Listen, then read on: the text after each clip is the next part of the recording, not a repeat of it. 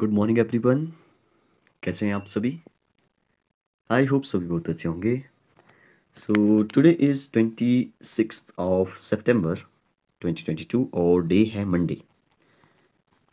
तो आज फिर से जो वो हम लोग कुछ प्रीवियस ईयर के क्वेश्चन जो वो यहाँ पे डिस्कस करेंगे और आज का जो हमारा टॉपिक है जिसको हम डिटेल में जो वो डिस्कस करने वाले हैं वो है लैटिट्यूड्स और लॉन्गिट्यूड्स, क्योंकि हमारा क्वेश्चन नंबर 22 है। यहाँ पे लिखा है, देखिए, the network of the series of vertical and horizontal line is known as.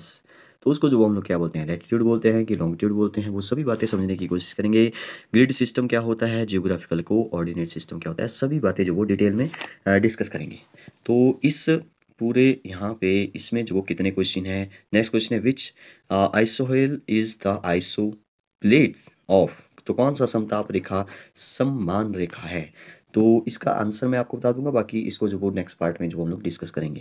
Question number 24 है, which river crosses topic of Capricorn twice. दो बार जो वो मकर रेखा को कौन सी नदी पार करती है, तो ये जो वो लिम्पोपो नदी जो वो पार करती है। पहले मैं इसका आंसर बता देता हूँ, फिर जो वो अपने टॉपिक पर लास्ट में आते हैं। नेक्स्ट क्वेश्चन है 25, स्टेफी। तो steppe is related to which biome. तो ये जो वो किस बायोम से जो वो संबंधित है, तो ये जो वो ग्रासलैंड से जो वो संबंधित है।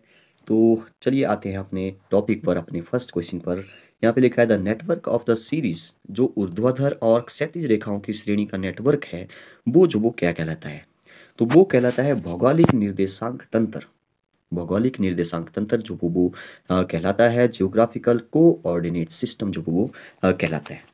तो चलिए फिर आज बात करते हैं लैटिट्यूड्स की और लॉन्गिट्यूड्स की। हमारी अर्थ जो वो, हमारे अर्थ में देखिए, चलिए मैं इस कैमरे को उठा देता हूँ, मैं व्हाइट बोर्ड जो वो यहाँ पे ओपन करता हूँ। वहाँ पे जो, अच्छा, एक क्वेश्चन रह गया, ये कौन सी समताप रेखा, तो इसका आंसर हो जाएगा वर्षा। सॉरी, वर्षा नहीं, धूप, सनसाइन। ठीक है, sunshine is the right answer. ठीक है, तो इसको हम किसी दूसरे पार्ट में डिस्कस करेंगे। फिलहाल आप जो वो ऐसे क्वेश्चन इन चारों के जो वो याद रखिए। चलिए आते हैं अपने टॉपिक पर। मैं यहाँ पे व्हाइट बोर्ड जो वो ओपन कर देता हूँ ताकि आपको जो वो बहुत अच्छे से जो वो समझ आए। देखिए, सबसे पहले तो आपको पता ही है कि हमारी जो अर्थ है वो जो वो कुछ ऐसे ओवल शेप में है, लेकिन इसकी जो एक्चुअल में जो बिल्कुल एग्जैक्ट जो अगर आपसे कोई पूछे कि शेप कैसी है इसकी, तो आपने बोलना है जियोड शेप है, GEOID। ठीक है, कौन सी शेप है हमारी, जियोड शेप है। जियोड शेप जो वो बिल्कुल ऐसी होती है जैसे हमारी अर्थ की जो वो शेप है। जैसे बीच में ऐसे आपको पता है कि ऊपर जो वो पहाड़ियाँ है, फिर नीचे जाएगा, कई जगह जो वो प्लेन है, कई जगह जो बिल्कुल ऐसा प्लेन नहीं है, पहाड़ियाँ है, ऊंची ऊंची चोटियाँ है। तो इस शेप को जो हम लोग क्या बोल देते हैं, जियोड शेप नाम दिया है इसका। तो हमारी अर्थ की शेप कैसी हुई, जियोड शेप हुई। अब देखिए, हमारी अर्थ पर जो वो आपको पता ही है कि कई सारे जो वो देश हैं, बहुत सारे देश है, बहुत सारी जगह हैं, बहुत सारे सिटीज़ है। तो क्या हम जो वो उसकी लोकेशन बता सकते हैं, तो यस, हम उसकी लोकेशन बता सकते हैं। हम जो वो कैसे बताएंगे, हम ऐसे बताएंगे कि 25 डिग्री नॉर्थ, ठीक है, या वेस्ट जो भी है। तो इसकी हम बात करेंगे अभी। लेकिन फिलहाल आप ऐसे समझने की कोशिश करिए। देखिए, पहले तो इसको ऐसे समझिए। पहले जैसे हम मैथ्स में जो आपने पढ़ा होगा, एक्स एक्सिस और वाई एक्सिस। ठीक है, ए होती थी एक्स एक्सिस और ये खड़ी रेखा जो होती थी वर्टिकल, ए होती थी वाई एक्सिस। और ये एक्स एक्सिस जो लेटी हुई रेखा है, इसको हॉरिजॉन्टल रेखा बोलते हैं। तो यहाँ पे जो वो मैंने कोई पॉइंट लिया, तो इस पॉइंट की जो लोकेशन है वो जो वो आप बता सकते हैं कि क्या है। ठीक है, अभी नहीं बता सकते जब तक इसके कोऑर्डिनेट हमारे पास ना हो, जैसे एक्स और वाई, एक्स पहले वाई बाद में। तो मैंने बोला कि इसके कोऑर्डिनेट है 3 और 4। ठीक है, तो ये बोल रहा है कि एक्स जो वो यहाँ पे 3 है, 1 2 3, और वाई जो वो यहाँ पे 4 है, 1 2 3 4। ठीक है, तो हमें जो वो इसकी लोकेशन जो वो मिल गई। ये जो वो किस क्वाड्रेंट में लाई कर रहा है, फर्स्ट क्वाड्रेंट में। ए होता है सेकंड क्वाड्रेंट, ए होता है थर्ड क्वाड्रेंट, और ये है हमारा फोर्थ क्वाड्रेंट। तो ऐसे जो वो आपने मैथ्स में पढ़ा होगा, बिल्कुल वैसे ही जो वो हमारी अर्थ पर जो वो कुछ लाइंस जो वो बनाई गई है। ठीक है, तो उन रेखाओं को जो वो हम लोग लैटिट्यूड्स भी बोलते हैं और लॉन्गिट्यूड बोलते हैं। बात करेंगे लैटिट्यूड कौन सी है और लॉन्गिट्यूड जो वो कौन सी है। सबसे पहले तो आपने जो वो ग्लोब देखा होगा। ग्लोब जो वो एक प्रकार से मॉडल ऑफ द अर्थ है। ठीक है, मतलब कि एक अर्थ का ही एक मॉडल है जिसमें जो वो अक्षांश और देशांतर रेखाएं जो वो बनाई गई है। अब ये जो अक्षांश और देशांतर रेखा है, देखिए, अक्षांश मैं जो वो कई बार लैटिट्यूड बोलूंगा, आप जो वो समझाइए कि मैं जो वो अक्षांश की बात कर रहा हूँ, या मैं जो वो कभी देशांतर बोलूंगा तो आप समझाइए कि मैं लॉन्गिट्यूड की जो वो बात कर रहा हूँ। ठीक है, तो हमें जो वो अपनी लोकेशन की जानकारी के लिए जो हमें इन लाइनों की जो वो जरूरत पड़ी। देखिए, ध्यान दीजिए, हमारी अर्थ पर ऐसी एक्चुअल में ऐसी कोई लाइंस है नहीं। ये जो बिल्कुल इमेजिनरी लाइन है, मतलब कि आपको जो वो अर्थ में मिलेगी नहीं, ये सिर्फ ग्लो पर है। ठीक है, ग्लो पर आपको ये मिलेगी, मतलब कि एक काल्पनिक रेखाएं हैं। ठीक है, तो सबसे पहले तो बात करते हैं, अगर आपसे कोई पूछे कि ग्लोब को किसने बनाया, ठीक है, तो ग्लोब जो वो वैसे तो उससे 1492 में जो वो सबसे पहले बनकर जो वो बहुत अच्छे से एक स्टैंडर्ड ग्लोब जो वो तैयार हुआ। इससे पहले भी कई लोगों ने बनाया लेकिन वो अच्छे से नहीं बन पाया। तो ये 1492 वाला जो ग्लोब था वो जो वो बनाया था मार्टिन मार्टिन बेहम ने, ठीक है, मार्टिन बेहम ने जो इसको बनाया था। तो इसको भी आप पॉइंट को याद रख सकते हैं। अब देखिए, अब आते हैं अपने मेन पॉइंट पर। देखिए हमारी अर्थ जो वो कुछ इस तरह से है, ठीक है। अब इसके ऊपर जो वो कुछ ऐसी रेखाएं हैं जो कि लेटी हुई रेखा है, आप समझने की कोशिश करिए। देखिए सबसे पहले लैटिट्यूड्स की बात करेंगे। ये तो बहुत पतला हो गया, 1 मिनट रुक जाइए। यस, सबसे पहले बात करेंगे लैटिट्यूड्स की, ठीक है, लैटिट्यूड्स की, अक्षांश रेखाओं की। जैसे कि इसमें इसके नाम में ही है, देखिए लेटी, लेटी से आप याद रख सकते हैं कि लेटी हुई रेखाएं। लेटी हुई रेखाएं कैसे होगी, जो एक्स एक्सिस मैंने बताया था अभी, और एक्स एक्सिस को हॉरिजॉन्टल भी बोलते हैं, ऐसे आप इसको याद रखिए। बहुत सारे इसके नाम भी आगे देखने को मिलेंगे, तो ऐसे आप इसको याद रखिए, लेटी हुई हॉरिजॉन्टल रेखाएं।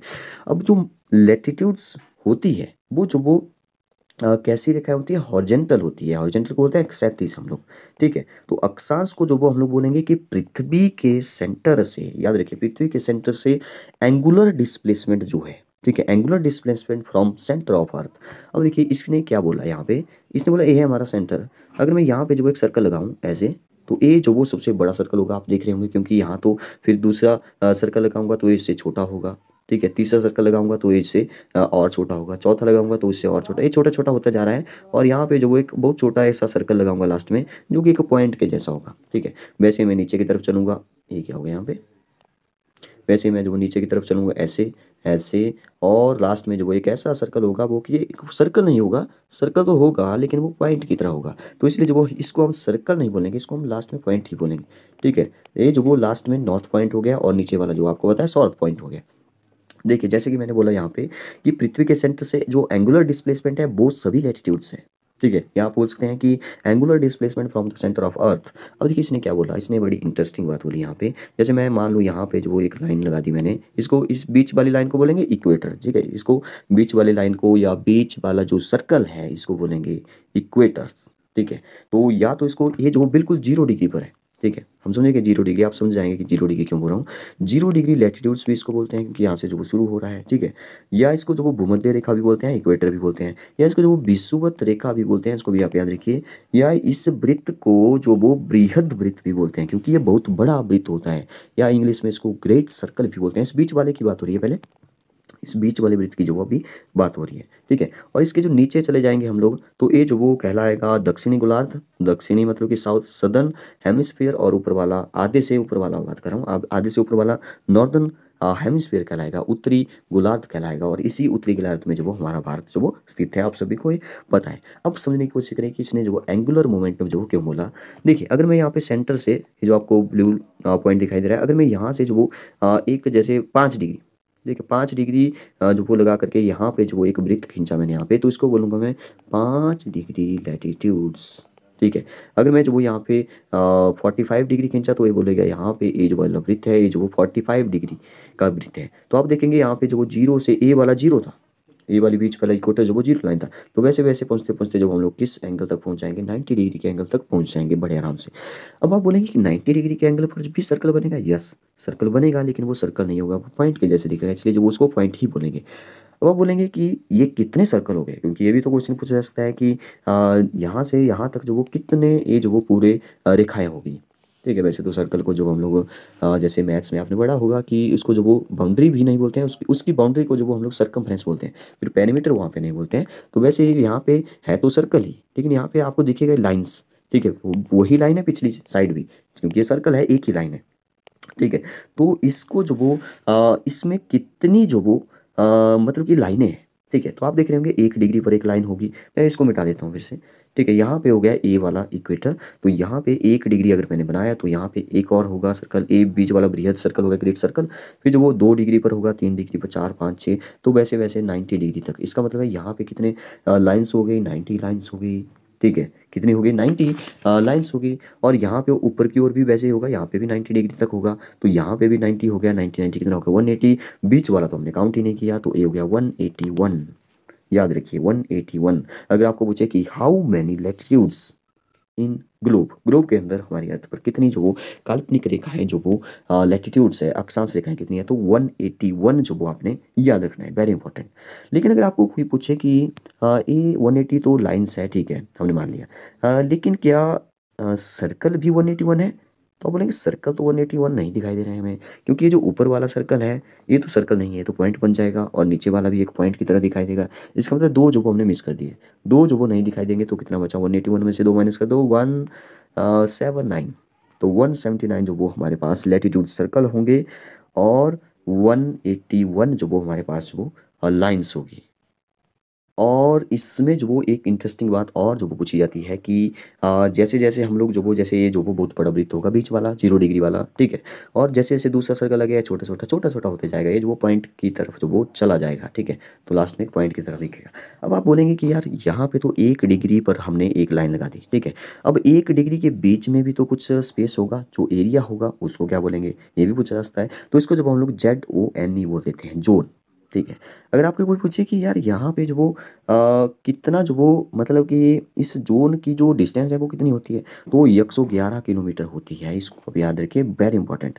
और ये डिस्टेंस जो वो बराबर होती है एक दूसरे के बीच में, 1 डिग्री फिर 2 डिग्री, डिस्टेंस बराबर होगी, ठीक है, क्योंकि डिग्री की बात हो रही है, 1 डिग्री, तो ये डिस्टेंस बिल्कुल बराबर होगी, इसलिए जो वो इनको समानांतर रेखाएं भी हम लोग जो वो बोलते हैं, याद रखिए, ठीक है। तो ये सभी बातें जब आपको पता होनी चाहिए।